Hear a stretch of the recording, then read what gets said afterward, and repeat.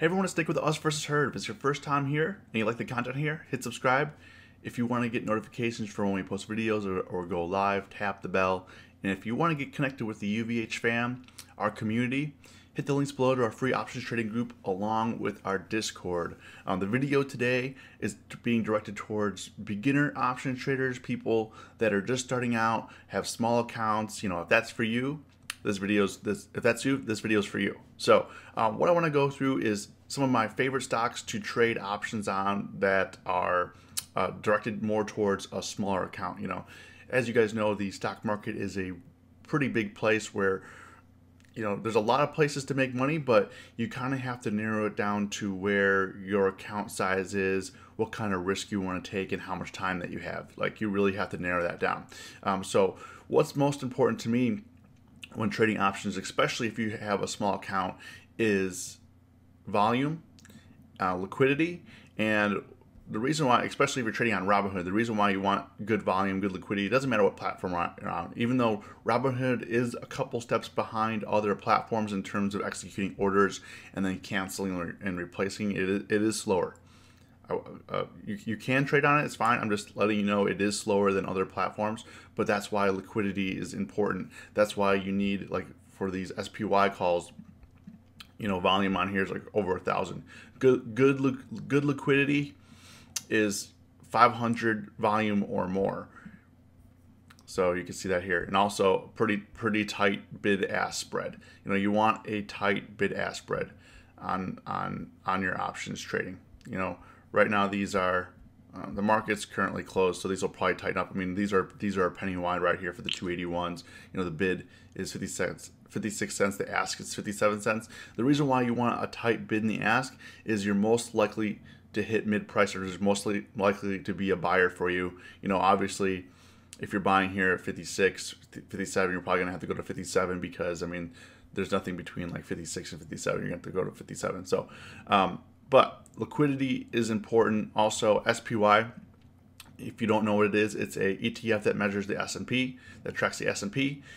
It has a lot of expirations. These expire Monday, Wednesday, and Friday, along with like the monthly expirations, of course.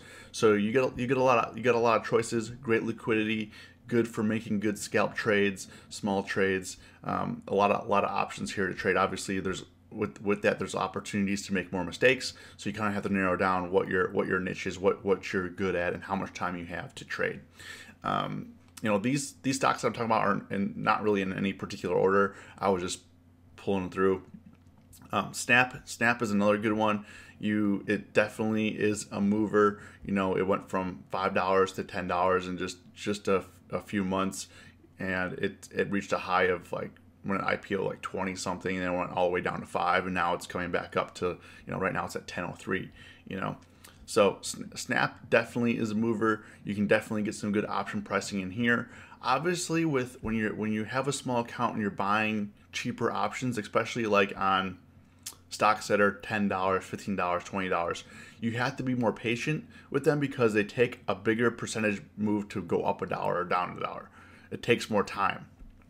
So there are chances that Snap does go up $1 a day or $2 in a day, but if you think about it, if Snap goes up $1 a day, that's 10%. If it goes up $2, that's 20% here from $10. So you definitely want to give it some time. Snap definitely has great liquidity as well. Volume, bid and the ask here, 1 cent markets here. Here's 2 cent markets here. So you got the bid 21 cents, the ask 23 cents. Good volume. It's definitely a mover. Like, all these stocks here are moving. Bank of America is another one. It's a cheaper stock. It's around 30. Option pricing is usually real cheap. The thing about Bank of America, you have to be patient with it. It does move, but you have to be patient with it and get your entries correct. You definitely want to trade the breakouts or the breakdowns. You don't want to put a trade on for, like, let's say this week expiration if it's been flat for 3 days. If you've been flat for 3 days, yes, it's a good time to put a position on, or but you want to go like further out. You want to go like 2-3 weeks out, maybe more, or trade it when it starts breaking out or breaking down. But in terms of volume, huge volume on these calls. 8,000, 8,000 of these as well. Bid and ask. I typically for Robinhood, for the bid and ask spread, you don't want to go more than 5 cents. For Robinhood, it gets difficult to hit mid price. Sometimes if you price it a little bit above, they'll give you a better price, but it's options pricing on Robinhood is definitely not the best.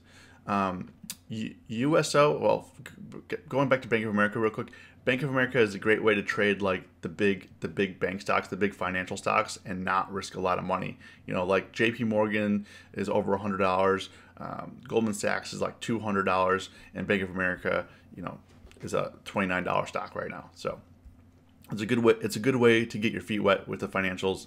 USO ETF tracks oil. This definitely is moving, but you also have to be patient with it as well. The options are cheap, sure, but it does take a while, and the volatility in the oil market is crazy. So, before you get into USO, you definitely want to learn how oil trades and kind of what to look for there.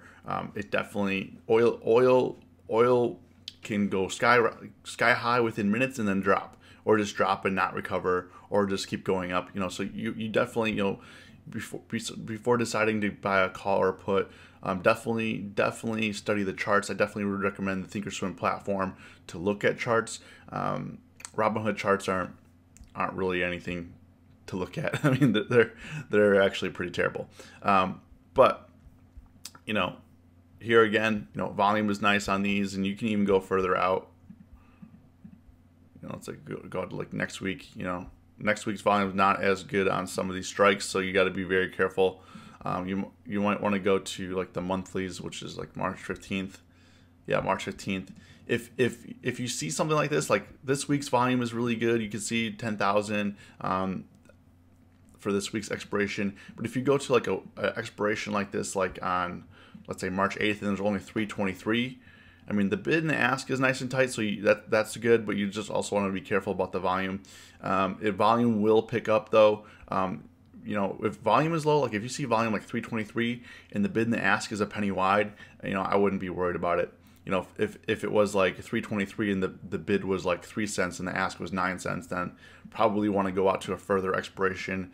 In general, the monthlies are going to have good liquidity, so you can go out to the monthly expirations. I know that Robinhood doesn't mark which ones the weeklies or monthly expirations, but the monthly expirations expire every third Friday of every month, so it's kind of easy to remember that. These have some volume on it, and you can always pick and choose which strikes that you want. But liquidity will pick up for these March 8th as we get closer to March 8th. Like let's say next week will come up, these will get more liquidity. So these do have a penny wide. NIO, if you don't know what NIO is, they're a basically like a Tesla competitor, but the Chinese version. This stock in the last few days has gone up 30% in about 5 days. Options are actually pretty rich right now, but once they come down to price and price, it's definitely worth trading. Definitely worth looking into if you want to get into like the Chinese stocks, and we'll actually talk about Chinese stocks as well. The Chinese stocks and also the EV market. This is a cheap way to get into there. Also, there is good liquidity. The one thing that I will say about NIO, right now they only have monthly expirations, as you can see here. So that's why it may seem like a little bit more, but this is actually, you're actually trading 3 weeks out, so they're actually priced accordingly here. JD is also, so JD, NIO, JD, and IQ, they're all Chinese stocks. And right now, Chinese stocks are definitely in play due to the trade news and tariff news and all that kind of thing. But JD is a Chinese e-commerce store. It definitely moves as well. These right now I think are priced a little bit high due to earnings coming up for JD I think this week, so that's why these will definitely come down in price after earnings, but it's definitely worth looking at as well. Again, pretty good volume on these as well. IQ is also a Chinese stock. They're a video streaming service. I guess you can kind of compare them to like a Netflix in China. As you can see, with these stocks though, you have to, just like IQ and JD, you have to be patient. They do move, but they move, their big moves come at like all at one time, and then they stall out. They like they move and then they stop. They move and then they stop. So just to be mindful of that. And then PCG, if you don't know, they supply electricity supplier in California. They actually filed for bankruptcy, and the stock is going up anyways. Definitely good liquidity here as well. Not as good in terms of the bid and ask spread. So you just got to be careful with that. I mean, these are 30 cents, but you know, the stock has been moving pretty crazy. So you just want to make sure you're pricing it accordingly and not overpaying for options on that. And actually, Robinhood does have a little bit of a nice little tool here. If you have a small account, you're going to probably be looking for stocks that are under $15 or $15 to $50. So you can filter it that way too, going the 100 most popular, and then just add in this filter here. So, you know, I just wanted to do a quick video. I'm not saying these are the best stocks to trade. I'm just saying these are the stocks I prefer if you have a small account to trade options on. So I hope this video was helpful to you. If it was, like the video. If you like the content here, subscribe if you want more. If you want to see more from us. It's always us versus herd. Stay safe, stay green.